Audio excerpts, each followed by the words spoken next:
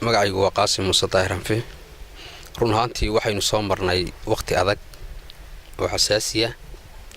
oo mataqaanaa aynu olole ku jirnay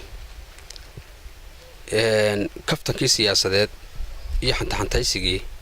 waxaan qabaa in kolka laga maydhay maadaama cidii Ilaahay u qoray meesha ay ku soo baxday nimanka garabkiga fadhiya waxay haayeen xisbiga kulmiye anigu waxaan ahaa wadani waliba waxaan ahaa gudoomiyihii guddiga kaambiinka ee degmada Boorama waxaan qabaa inaanu xisbi ahaan ay ka weyn tahay wada dhalashada iyo walaaltinimadu baan aaminsanahay iyaguna ay aaminsan yihiin maanta markay baxaan caawa waxaynu ku wada sheekaysan jirnay hoteelada halka ay dadmoodayeen in la kala guuray war waxaan qabaa siyaasaddu ma laha saaxiib joogta ah ma laha cadaawad joogta ah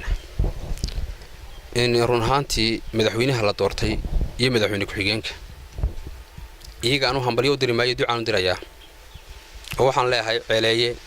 tulooyo caddo quraanta ku nool bad ka mas'uul noqoteen Ilaahay idinku asturo cadaaladna Ilaahay idin garansiiyo hawlna waa idin taalaayo taanu maanta ka hadlayna inaad ummadii dib u walaalaysaan idinka idin taalaa in ku mucaarad idinku ahaa oo idinku ololeeyay ku muxaafid ahaa oo idin ololeeyayba idinka maanta ka mas'uula sidaad u hakran lahaydeen ummadaas u keen lahaydeenna waa idinkii ragaanimadiina